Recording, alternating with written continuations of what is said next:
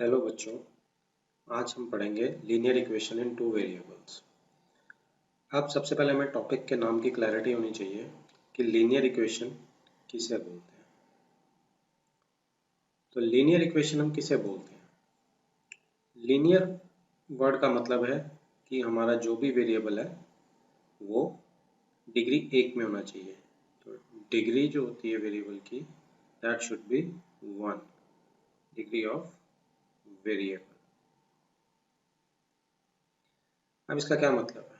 जैसे मैं आपको एक एग्जांपल देता हूँ कि x + 4 = 5, हमारी ये इक्वेशन है। अब इसमें हम देखेंगे कि x की डिग्री हमारी 1 है, इसलिए ये लीनियर इक्वेशन होती है। लीनियर इक्वेशन में = का साइन बहुत इंपॉर्टेंट होता है, ये वाला। इससे ये इक्वेशन बनती है क्योंकि इसमें हमारे पास एक लेफ्ट हैंड साइड है और एक राइट हैंड साइड है। तो साइन ऑफ इक्वालिटी बहुत इंपॉर्टेंट हो जाता है इसमें, तो इसलिए इसे लीनियर इक्वेशन कहा जाता है। अब अगली चीज़ है, देखो यहाँ पर हमारा वेरिएबल जो है, अगर आप वेरिएबल पे ध्यान देंगे तो यहाँ पे हमारा वेरिएबल जो है सिर्फ x है। तो ये linear equation in one variable है। अब जैसे ही मैं टू वेरिएबल्स की बात करता हूँ तो मेरे को एक और वेरिएबल इसमें इंट्रोड्यूस करना पड़ेगा, और जैसे हम एग्जांपल लेते हैं x + y = 4। अब इसमें आप देखिए कि x और y दो वेरिएबल्स इंट्रोड्यूस हो गए, इसलिए ये टू वेरिएबल्स हैं। तो हम इस चैप्टर में जो पढ़ेंगे वो हम ऐसी इक्वेशंस के बारे में पढ़ेंगे जिसमें लीनियर इक्वेशन है, x की डिग्री और y की डिग्री आप देख सकते हैं इसमें 1 है, और दो वेरिएबल्स इसमें रहेंगे। अब अगर हम स्टैंडर्ड फॉर्म्स की बात करें तो स्टैंडर्ड फॉर्म देखिए, येलो में वन वेरिएबल के लिए शो करता हूँ। तो वन वेरिएबल की स्टैंडर्ड फॉर्म है, जैसे मैं एग्जांपल लेता हूँ, ये हम यहाँ पे दो टाइप के कॉलम्स बना लेते हैं ताकि हमें थोड़ा सा आसानी रहे। अब ये मैं वन वेरिएबल के लिए केस लेता हूँ और इस साइड हम कलर चेंज करेंगे और टू वेरिएबल्स का डिस्कस करेंगे, और यहाँ पे हमारा कॉमन जो रहेगा वो हमारी लीनियर इक्वेशन तो रहेगी। तो linear equation in one variable जो हमने पिछले चैप्टर में या पिछली क्लासेस में पढ़ा था, उसमें जैसे एक एग्जांपल हम लेते हैं 3x - 6 = 0। तो इसमें आप देखिए, इसकी अगर मैं स्टैंडर्ड फॉर्म निकालता हूँ, जिसको हम एक जनरल फॉर्म भी बोलते हैं, तो स्टैंडर्ड फॉर्म जो है इसकी ax + b = 0। अगर अब आप कंपेयर करें इन दोनों इक्वेशंस को तो आप देखिएगा कि a की वैल्यू जो है वो 3 आ रही है और b की वैल्यू जो है वो देखिए, ये b की वैल्यू यहाँ से अगर हम करेंगे कि a की वैल्यू जो है वो 3 आ रही है देखिए, और b की वैल्यू जो है वो -6 आ रही है। तो ये कोफिशिएंट्स है हमारे a और b, और ये हमारा कंपेयर करके ऐसे हमारे a और b की वैल्यू निकलती है।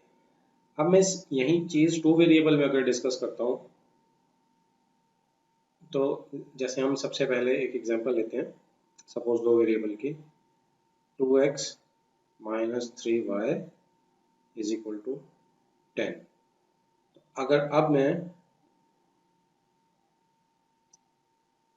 स्टैंडर्ड फॉर्म लेता हूँ तो स्टैंडर्ड फॉर्म जो है टू वेरिएबल्स की वो क्या रहेगी, ax, अब हमें सेकंड by के लिए इंट्रोड्यूस करना पड़ेगा, +c = 0। तो अब आपको इसमें देखना है, थोड़ा सा ऊपर कर लेते हैं हम इसे। अब देखिए इसमें अगर हम कंपेयर करते हैं तो सबसे पहले मैं ए देखता हूँ यहाँ क्या है, यहाँ x का जो भी कोफिशिएंट है वो a है और यहाँ पे जो है वो a इज इक्वल टू 2 है। अब मैं आपको b का कोफिशिएंट देखिए, हमें साइन के साथ देखना है, ये भी प्लस है लेकिन ये माइनस है, तो b का कोफिशिएंट जो है हमारे पास वो -3 है। और अगर हम उससे अगला कोफिशिएंट देखें तो c का कोफिशिएंट जो है वो, अब देखिए इसमें हम डायरेक्ट, ये 0 है लेकिन यहाँ पे हमारी फॉर्म जो है वो नहीं है, तो इसको हमें फॉर्म को चेंज करना पड़ेगा और हमारा बन जाएगा 2x minus 3y minus 10 is equal to 0। तो अब जो c है वो, क्योंकि लेफ्ट हैंड साइड में आ गया, ये दोनों फॉर्म्स हमारी बराबर दिख रही हैं, तो यहाँ पर हमारा c जो है वो आएगा -10। तो हमें इस बात का बिल्कुल ख्याल रखना है कि फॉर्म्स हमारी सेम दिखनी चाहिए। ये फॉर्म हमारी इसके बराबर नहीं थी, तो हमने इसे कन्वर्ट किया पहले इसमें, तो आपको पहले कन्वर्ट करना है, उसके बाद सब कुछ लेफ्ट हैंड साइड पे ले जाना है और राइट हैंड साइड पे 0 रखना है, जैसे यहाँ पे है और यहाँ पे। तो ये हमारे कंपैरिजन से कोफिशिएंट ऐसे आ जाते हैं। अब मैं इसी को आगे बढ़ाता हूँ। अब हम इसी को आगे बढ़ाएं अगर, तो अब हम नोट करेंगे कि सपोज मैं आपसे इसको मैं एग्जांपल को थोड़ा सा नीचे कर लेता हूँ ताकि हम इसी को वापस से एक बार कंसिडर करें। अब आप देखिए इसमें मैंने 10 को ट्रांसपोज किया और मैं 10 को इधर ले गया।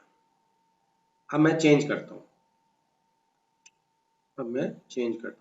यही काम मैं इसको इधर ले जाके भी कर सकता हूँ, क्योंकि ट्रांसपोजिंग में 10 को इधर भी ला सकता हूँ लेफ्ट हैंड साइड पे, और 2x माइनस 3y को मैं राइट हैंड साइड पे भी ले जाता हूँ। तो अगर हम 2x माइनस 3y को राइट हैंड साइड पे ले जाते हैं तो इक्वेशन क्या बन जाएगी, 0 is equal to 10 minus 2x minus 3y को मैं राइट हैंड साइड पे लेगा, इसे हम खोलेंगे तो 10 माइनस साइन चेंज हो जाएंगे, ठीक है जी। तो अब इसके बाद इसको हम रीअरेंज कर लेंगे और रीअरेंज करके आपस में दोनों साइड्स को मैं रीअरेंज कर लूँगा, तो -2x plus 3y plus 10 is equal to 0। अब आप देखिए कि a b c इसमें क्या है। अब यहाँ से हम निकालते हैं तो a जो है वो मेरा -2 है, देखिए, और b जो है वो मेरा +3 है, ये देखिए +3 मेरा b है, और c जो है मेरा वो 10। तो अब मैं कंपैरिजंस करूं, देखिए यहाँ पे कंपैरिजंस अगर हम करते हैं तो यहाँ पे जो मेरा a है वो +2 है और यहाँ पे जो मेरा a है वो -2 है, तो साइन मेरा चेंज हो गया। अब यहाँ पे मेरा जो b है वो -3 है और यहाँ पर जो मेरा b है वो +3 है, इसका भी साइन चेंज हो गया। और c जो मेरा यहाँ -10 है, c मेरा यहाँ +10 है, इसका भी साइन चेंज हो गया। तो ये दोनों तरीके सही हैं, ट्रांसपोजिंग का जस्ट डिफरेंस है।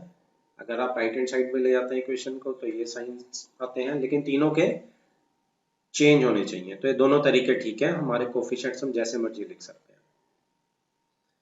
अब हम आगे चलते हैं, मैं बॉर्डर बना लेता हूँ यहाँ पे, क्योंकि हमारा वन वेरिएबल को हम डिस्कस नहीं करेंगे, हम टू वेरिएबल्स का ही ये केस डिस्कस करेंगे।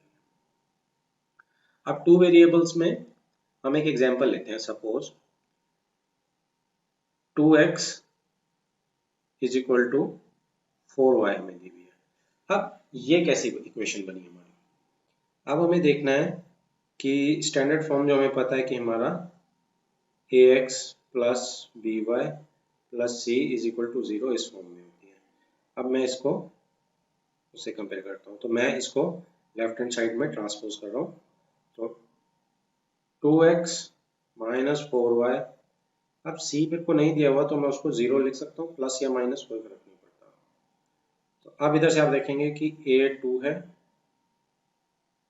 b जो है वो -4 है और c जो है वो 0 है। तो हमें ध्यान रखना है कि अगर c हमें नहीं दिया तो हम उसे हमेशा 0 ले सकते हैं। अब हम एक एग्जांपल और लेते हैं और इसमें देखते हैं कि वन वेरिएबल जो है उसे हम टू वेरिएबल में कैसे लिख सकते हैं।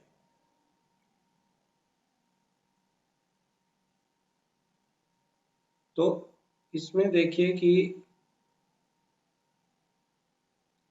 कैसे रहेगा। अब वन वेरिएबल की जो स्टैंडर्ड फॉर्म है वो हमें पता है कि वो ax प्लस बी है, और टू वेरिएबल की जो स्टैंडर्ड फॉर्म है is equal to 0। Two variables की जो स्टैंडर्ड फॉर्म है वो ax plus b y plus c is equal to 0 है। तो इसमें एक टर्म वेरिएबल y जो है वो एक्स्ट्रा आ रहा है। तो अब सपोज मैं एक इक्वेशन लेता हूँ, जैसे एक इक्वेशन लेते हैं हम, जैसे x इज इक्वल टू 5। अब ये वन वेरिएबल की है। अब आप ध्यान दें कि अगर मैं इसको सबसे पहले कैसे लिख सकता हूँ टू वेरिएबल के केस में, इसमें बहुत ही आसान चीज़ है। अब x माइनस वाई पहले मैं ट्रांसपोज कर लूंगा इज इक्वल टू 0, ये तो बन ही जाएगी। इसके बाद आप देखिए इसमें मैं एक एक्स्ट्रा टर्म यूज करूंगा और वो एक्स्ट्रा टर्म होगी प्लस 0 डॉट वाई। अब आप देखिए कि मैंने इसमें क्या किया, मैंने इसमें क्योंकि मेरा y के साथ मैंने ऐड कर दिया लेकिन उसकी वैल्यू 0 है तो उसका कोफिशिएंट मैंने 0 लगा दिया। ये बहुत इंपॉर्टेंट है इसमें, क्योंकि y कोफिशिएंट है ही नहीं इसलिए मैं 0 के साथ मल्टीप्लाई करके उसे हमेशा ऐड कर सकता हूँ ताकि वो 0 रहे फाइनल। अब a जो है वो x का कोफिशिएंट 1 है, b का कोफिशिएंट 0 है और c का कोफिशिएंट माइनस y है।